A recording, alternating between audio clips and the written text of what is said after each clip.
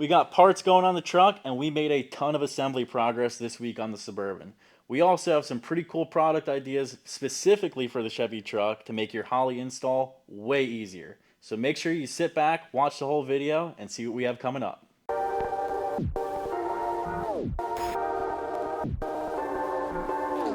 Now it's time to get the distributor in this truck, and we went with the Holley Hyper Spark. I'm pretty sure this is the same part number for the big block and small block Chevy. It has a simple 3-wire plug, and we even purchased this adapter harness that Holley also sells, so it just plugs right into the Terminator X Max. And this is the part number for that adapter harness, and here's the part number for the distributor. So when it comes to installing this guy, I'm just going to be running the supplied gasket, and you want to make sure you use the break-in lubricant that they include on that distributor gear. Let's get the truck to top dead center now and get this thing installed. Alright, to get this thing to top dead center, you gotta find that harmonic balancer, which you got down here. So we need to get that pointer to where it says 0 on the balancer. Well, thanks to a little technical difficulty, you get to hear me on voiceover now because the mic decided not to work. But that's no problem. The next step here is just pulling out the cylinder 1 spark plug so you can find that top dead center. We also had all the passenger side spark plugs out of the engine already, so that definitely makes it a little bit easier to spin the engine over. I left the other 3 on the driver's side, so if you want, you could take them all out. It'll make it super easy, but as long as you have a couple, it should be no problem. Then you just grab a big old ratchet so it's easy to turn this engine over.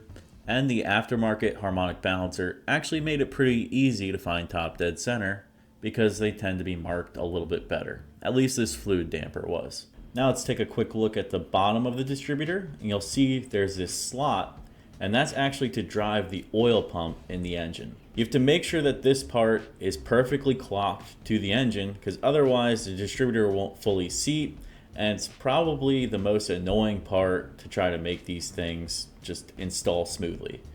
So if you know how the oil pump is clocked in the engine, and you make sure you have the distributor clocked before you drop it in, it'll make everything way easier. Now let's pop the distributor cap off so we can make sure we have the rotor phase correct as it goes in.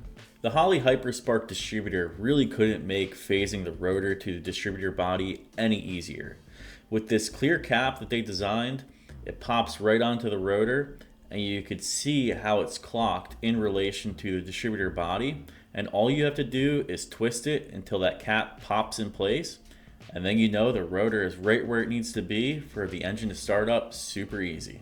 Now you just got to get some lube on the distributor gear, and this thing's ready to throw in. Now here's that Hyper Spark design working in practice. We have the distributor installed and fully seated. We have the rotor where it needs to be. Now we just have to clock that distributor body and lock it in place. And one final thing that shows Holley really thought of everything on this cap design is there's a little notch in the plastic cover, and you use that just with a Sharpie so you can put a little tick mark there, and that's going to tell you right where cylinder 1 is. So once you put your cap back on, you know which orientation to put your spark plug wires in, and everything should go super smoothly. Last, you just plug in that adapter harness we got from Holley, and this thing is ready to plug right into the Terminator X Max. Here we have our freshly powder coated valve covers from Custom Finishes New Jersey. They did them in a nice wrinkled black. Definitely hit up our boy Jay if you're in the area. But before these things go back onto the engine, we have to throw new gaskets on them. One thing that's nice about the Gen 6 big block Chevy is the valve covers are actually grooved for the gasket, so they just fit into place. If you're used to the older engines, the older big blocks and whatnot, they're not quite this nice. So it was a pretty cool feature to see. I didn't know they had this. And we'll save you the pain of watching me scrape all the gasket material off this intake manifold, but we got this thing ready to go on next too.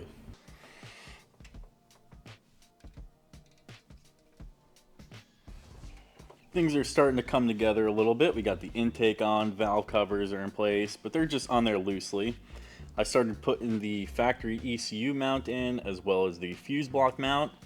And while I was in here, I just hated the way the corrugated factory wire loom looked, so I replaced that with the DEI stuff as well.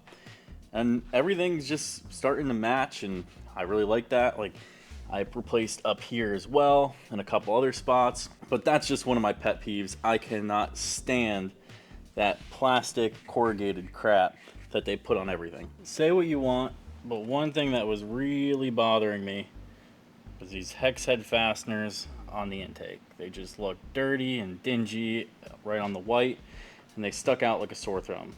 So to me, I wanted to replace them with something a little nicer, maybe stainless, just pretty up the engine bay, and something to match the valve covers, which is exactly what I did. I got a button head for the intake so it matched the valve cover, but there's still one problem. When I got these fasteners, of course you get a matching washer, which fits fine. The washer is pretty big, and I didn't really consider the outside diameter. From a functional perspective, it really doesn't matter, but to me that still looks like hell. What would look a lot better is a 1/4 inch washer that I had on hand, but it won't fit. Instead of wasting more time and money buying more, here's what I decided to do. Let's grab our fastener, and there you go. Now you just gotta do that like 8 times.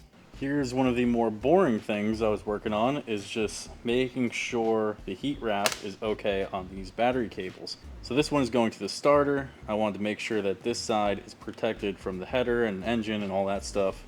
This is what was on it. I was planning on reusing it initially, but the second I touched it, it just split and broke in half. So I got some stuff from BEI again, and it came out pretty good.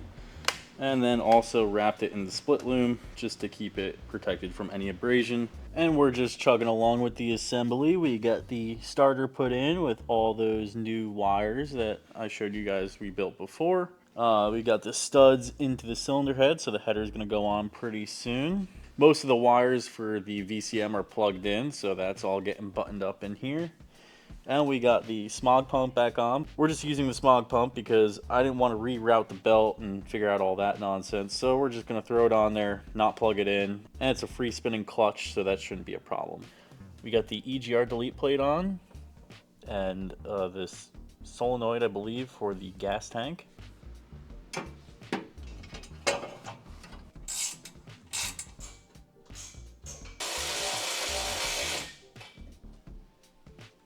Now that we got the scary part of the build out of the way with throwing in the factory wire harness that there were no instructions for, and we just had to figure that out, so hopefully it works, it's time for Holley to help us out. I know, everyone hates wiring, but Holley makes this a hell of a lot easier, because you've got this badass ECU that's going to give us way more tuning capability for the engine with these pre-loomed harnesses. And the only reason there's even 3 is because this is the Terminator X Max. The X Max portion of the ECU means it's going to control your transmission as well. So that doesn't mean like manual transmission or whatever, of course, but if you have an electronic automatic transmission such as a 4L80E, 4L60E, or anything of that nature, it can be controlled by the ECU as well. So that's what this harness is. So if you weren't using one of those transmissions, you would only have the main harness and then the power harness. So this one is super simple. All it is power and ground that has to go right to the battery. And make sure it goes to the battery because it has to be uninterrupted clean power. So then from there, you have the transmission harness I was mentioning, where this just plugs right into it. Depending on the transmission you have would determine if you use one or both of these connectors. With the 4L80E that we're using, we'll be using both. And other than that, you have these 4 loose wires, which I'll have to double check, but I'm pretty sure it's reverse lights, ground, battery power, and accessory power. So pretty straightforward to control your transmission. Then you have the main harness, which is probably the scariest looking part of it all, but trust me, it's not that bad. You have these 2 plugs that go right into the ECU, and then your variety of sensors for your injectors and everything else that you have to plug into the engine is all pre-terminated here, except for a couple loose wires you have to figure out as well. So overall, pretty straightforward and really not that big of an undertaking, especially if you're not super experienced with wiring. Holley has phenomenal instructions, so make sure you follow those to a T and you'll have no problems, I guarantee it. Other than the wire harnesses, you have the 3.5-inch handheld tuner, which communicates to the ECU with CAN bus.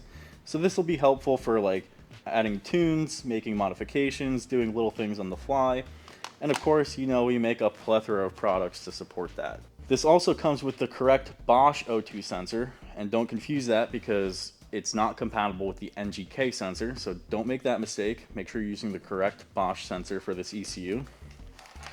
And then I believe this is a tach signal, but we will not be using that in our application. Then you're also going to get this input-output harness, which is for really whatever you want it to be. It's just to have other things you could add to be controlled by the ECU. I'm thinking probably electric fans and things like that, which we're probably not going to wire up right this second, but it's definitely something we're going to be diving into in the future. And then we also bought some other stuff. Like, this wasn't from Holley, it's from Current Performance, but it's a vehicle speed splitter. So we can adapt the factory harness retaining the ABS and all that with the Holley transmission harness and have them communicate in unison.